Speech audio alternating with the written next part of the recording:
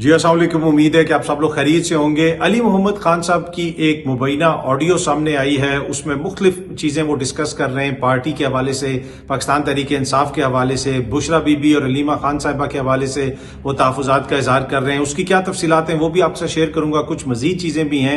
लेकिन सबसे पहले पाकिस्तान के अंदर इस वक्त जो इंटरनेट की सूरत हाल है वो इंतहाई परेशान कुन है।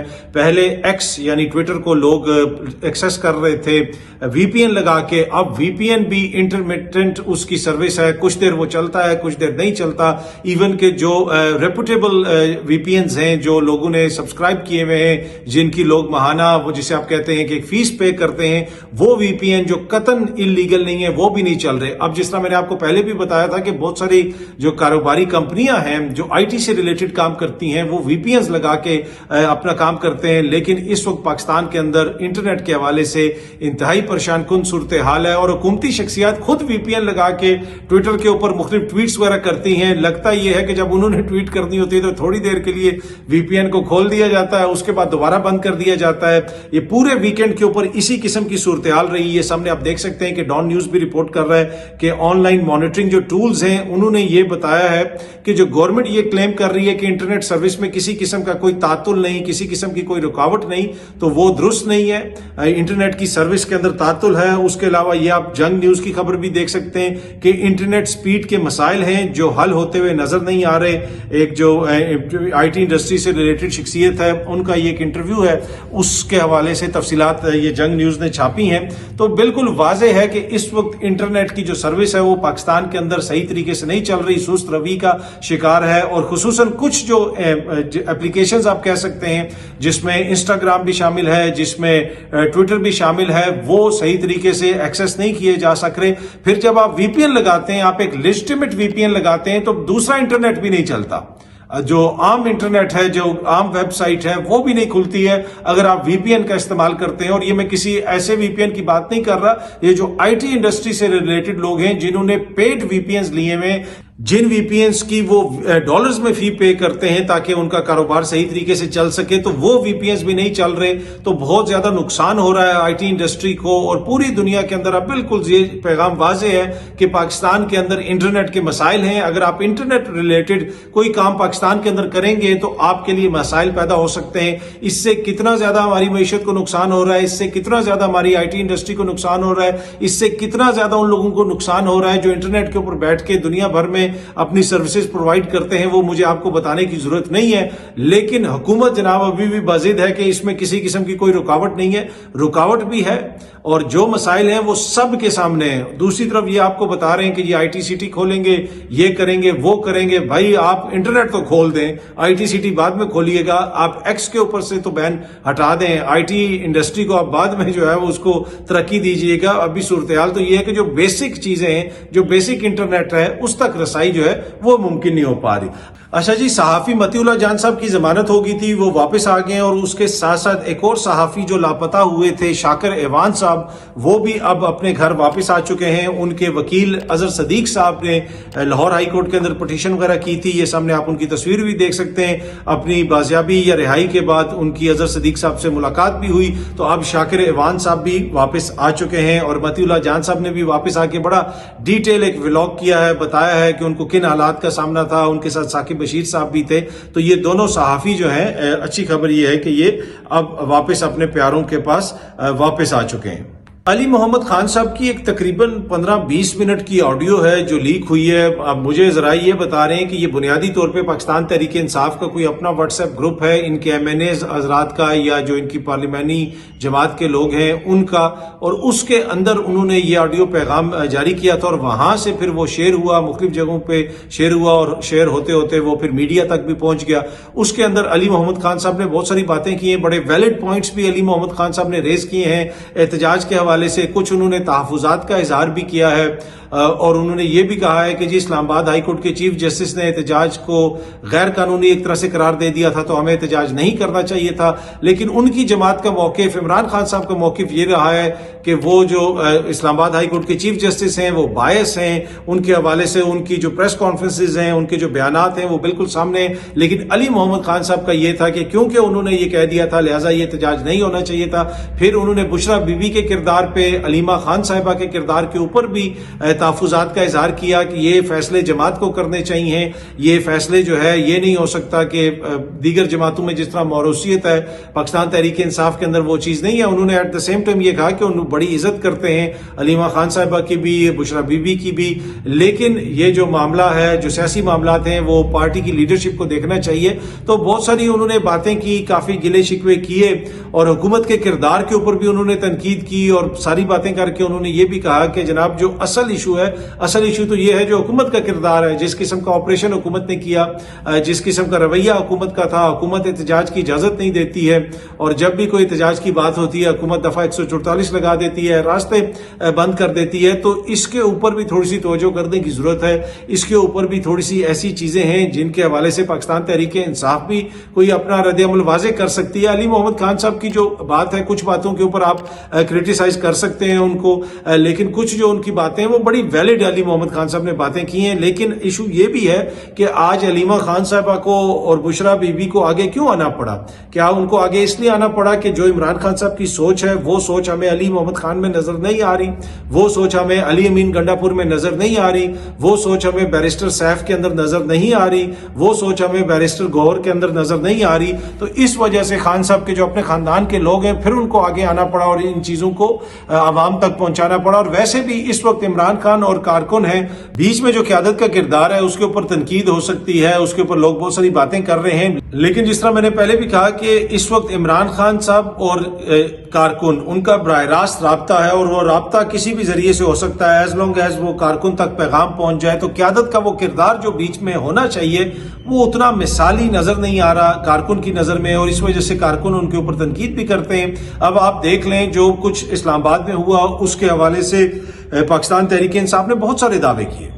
پاکستان تحریک انصاف نے کہا کہ جی ہمارے وزیر اعلیٰ کو خدا نخواستہ مارنے کی کوشش کی گئی، بشرا بی بی کی گاڑی پہ فائرنگ ہوئی، ہمارے کارکنوں کو مار دیا گیا، مبینہ طور پہ اتنی بڑی ہلاکتیں ہو گئی، یہ سارے دعوے کیے گئے۔ لیکن کیا پاکستان تحریک انصاف نے اس کے حوالے سے کوئی مقدمہ درج کروایا؟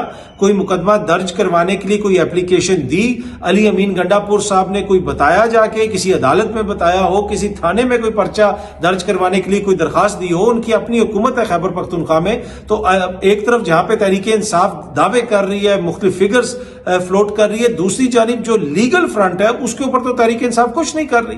انہوں نے کسی حکومتی شخصیت کے خلاف کوئی مقدمہ درج کروانے کی کوئی درخواست نہیں دی، کسی قسم کا کوئی مقدمہ درج نہیں کروایا۔ ان کی اپنی حکومت ہے صوبے کے اندر، تو ان کے قول و فعل کے اندر بھی آپ کو تضاد نظر آتا ہے۔ اگر یہ سب کچھ ہوا ہے جو آپ دعویٰ کر رہے ہیں، حکومت نے آپریشن کے اندر اتنا بڑا ظلم آپ کے ساتھ کیا ہے، تو آپ نے اس کے لیے کیا قانونی ریمیڈی اپنائی؟ کیا آپ نے ایف آئی آر کوئی درج کروائی؟ تو یہ وہ کوشچن ہے جو اب لوگ بار بار کر رہے ہیں، بار بار اٹھا رہے ہیں۔ تو جب تک یہ سارے معاملات اسی طرح چلتے رہیں گے، کارکن کو لگے گا کہ عمران خان کی جو سوچ ہے اس کے مطابق اس وقت قیادت کام نہیں کر رہی، تو بہت سارے مسائل آپ کو نظر آتے رہیں گے۔ لیکن اینڈ آف دا ڈے ایک جماعت جو 2 سال سے جس کو تقریباً ان حالات کا سامنا ہے، وہ باہر نہیں صحیح طریقے سے نکل سکتے، ان کے اوپر مقدمات ہیں، ان کے لوگوں کے خلاف مختلف قسم کی کارروائیاں کی گئی، لیکن اس کے باوجود ابھی بھی وہ ملک کی سب سے بڑی جماعت ہے، ابھی بھی وہ ملک کی سب سے پاپولر جماعت ہے۔ اور ایک جو بڑی خطرناک چیز ہے کہ وہ جماعت جس کے سب سے زیادہ ایم این اے ہیں، جس کے پاس سب سے بڑا ووٹ بینک ہے، جس کو سب سے بڑا ووٹ بینک پڑا، یعنی یہ نہیں ہے کہ یہ کتابی بات نہیں ہے کہ جی ان کا ووٹ بینک بہت زیادہ ہے، یہ اس وقت فیکٹس ہیں، یہ الیکشن کمیشن کے اپنے اعداد و شمار ہیں کہ پاکستان تحریک انصاف کو سب سے زیادہ ووٹ پڑا، ان کو بڑی تعداد میں کے پی کے میں ووٹ پڑا، پنجاب میں پڑا، ملک کے تمام حصوں میں ان کو ووٹ پڑا۔ تو اس جماعت کو حکومت کے دوست جو ہیں وہ خدا نہ خواستہ ملک دشمن ثابت کرنے پہ وہ اس وقت تلے میں، وہ جس قسم کے اشتہارات چلا رہے ہیں، ان کی قیادت کو سامنے دکھا کے، ان کے کارکن کو دکھا کے، یہ جی ملک دشمن ہیں، یہ انتشاری ہیں، یہ ایسے ہیں، یہ ویسے ہیں۔ تو آپ تو بنیادی طور پہ ملک کی جو آبادی کا بڑا حصہ ہے اس کو یہ ثابت کرنے کی کوشش کر رہے ہیں کہ وہ خدا نہ خواستہ ملک دشمن ہیں، کیونکہ وہ ہمیں سپورٹ نہیں کرتے، کیونکہ وہ ہمیں ووٹ نہیں دیتے، کیونکہ وہ تحریک انصاف کو ووٹ دیتے ہیں۔ ایسا نہ کیا جائے۔ ہاں، اگر آئین اور قانون کی خلاف ورزی کرتی ہے پاکستان تحریک انصاف کی کوئی شخصیت، تو اس کے خلاف ضرور کارروائی کی جائے، کوئی کارکن ان کا کرتا ہے اس کے خلاف ضرور کارروائی کی جائے، لیکن یہ بیانیہ اس طرح ٹی وی پہ اشتہار چلا کے کہ جناب یہ فسادی ہیں اور یہ ہیں اور یہ ملک دشمن ہیں، انہوں نے یہ کر دیا وہ کر دیا، یہ اس طرح عوام مانے گی نہیں، نہ ہی اس طریقے سے کوئی بیانیہ بنتا ہے۔ اس سے الٹا نقصان ہوتا ہے. اگر آپ اپنے ہی لوگوں کو بار بار کہیں گے کہ ہمارے دشمن ہے دشمن ہے دشمن ہے ملک دشمن ہے, تو خدا نہ خواستہ وہ ایک دن کہیں گے ہاں جی ہم آپ کے دشمن ہیں, ٹھیک ہے اب آپ کر لیں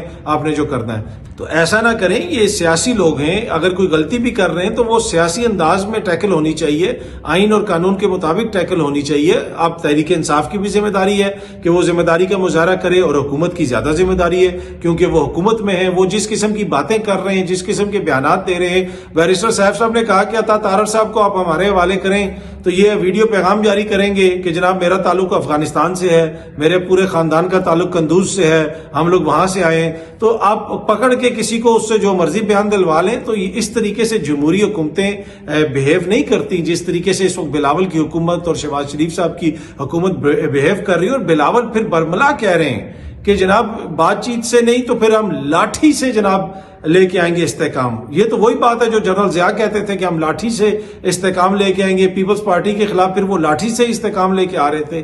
تو اب یہ سوچ ہے بھٹو کے نواسے کی. اب اس سے آپ اندازہ لگا لیں کہ یہ کتنے بڑے ڈیموکریٹک لوگ ہیں, اور ان کی ڈیموکریسی یا جمہوریت جو ہے وہ محدود ہے ان کے اپنے خاندان تک, ان کی اپنی حکومت تک, ان کے اپنے مفادات تک. جب تک وہ پورے ہوتے رہیں گے, خاندان ان کا حکمرانی کر رہا ہوگا, اس کے پاس حکومت ہوگی, ان کے اپنے مفادات پورے ہو رہے ہوں گے, تو وہ ڈیموکریسی ہے.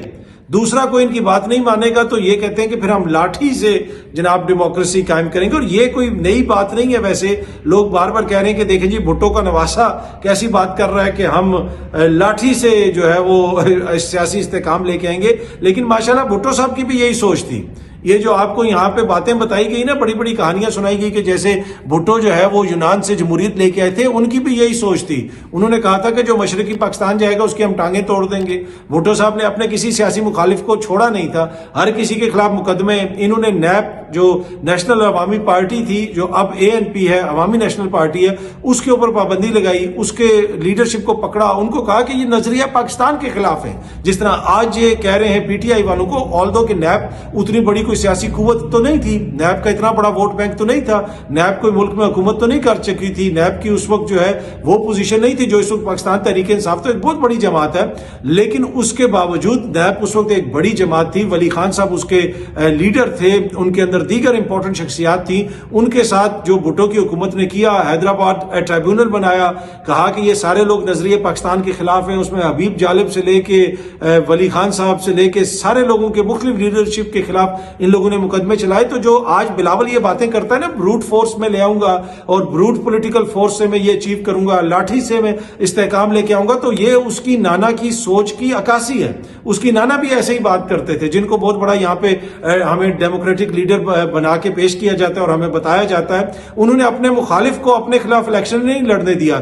جماعت اسلامی کے ایک مولانا عباسی تھے, انہوں نے الیکشن لڑنا تھا ذوالفقار علی بھٹو صاحب کے خلاف, ان کو اٹھا لیا گیا, وہ غائب ہو گئے, ان کے کاغذات نامزدگی نہیں جمع ہو سکے تھے, ان کو ایک ڈاک بنگلے میں رکھا گیا جو کچے کے علاقے میں آگے پیچھے کہیں پہ تھا. اس پہ آپ گوگل کریں اور تاریخ پڑھیں, کتابیں ایک دو پڑھیں کہ بھٹو صاحب کا اپنا کیا کردار تھا. اور یہاں پہ ہمیں بتایا جاتا کہ وہ سب سے بڑی جمہوریت پسند تھے. بھائی آپ نے جو ہے ووٹ لیے, تقریباً کوئی غالباً ان کا ووٹ کوئی 50-60 لاکھ کے قریب ووٹ تھا, اور جو شیخ مجیب الرحمان تھا اس کو 1 کروڑ سے زیادہ ووٹ تھا.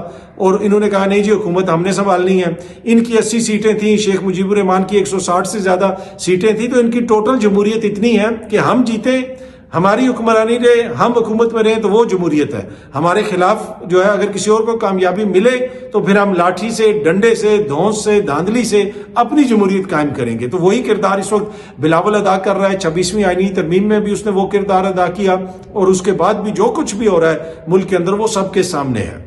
تو عرض میں کر رہا تھا کہ یہ جمہوری معاملات ہیں, ان کو بہتر طریقے سے چلایا جائے, بہتر طریقے سے ٹیکل کیا جائے, بات چیت کے ذریعے معاملات کو ٹیکل کیا جائے. یہ نہ کہا جائے کہ یہ ملک دشمن ہے, خدا نہ خواستہ یہ ایسے ہیں ویسے ہیں. اس سے مزید جو ہے برائی پیدا ہوگی, کوئی اچھائی نہیں ہوگی. اچھا جی, 2-3 دن سے جو خبریں چل رہی ہیں عمران خان صاحب کے حوالے سے کہ ان کو اڈیالہ جیل سے شفٹ کر دیا گیا, ادھر بھیج دیا گیا, ادھر بھیج دیا گیا. میں نے آپ کو اپنے 2-3 پچھلے ولاگس کے اندر بتایا کہ میرے پاس کوئی ایسی خبر نہیں ہے, مجھے کسی مصدقہ بندے نے یا ذرائع نے کوئی ایسی چیز تصدیق نہیں کی ہے کہ ان کو وہاں سے شفٹ کیا گیا ہے، کہیں اور ان کو لے گئے ہیں، لیکن اس طرح کی خبریں بہت ساری آ رہی ہیں. لیکن آج جو دہشت گردی کی عدالت کی سماعت ہونی ہے اڈیالہ جیل کے اندر، تو بالکل واضح ہو جائے گا کہ عمران خان صاحب کو وہاں پہ پیش کیا جاتا ہے یا نہیں کیا جاتا. آج شاید ان کے وکلا سے ملاقات بھی ہو جائے تو پھر چیزیں مزید کلیئر ہو جائیں گی، اور وہ جو خبریں ہیں ان کی وہ سچائی یا جو وہ حقائق کے منافی تھیں تو وہ بھی بالکل کلیئر ہو جائے گا.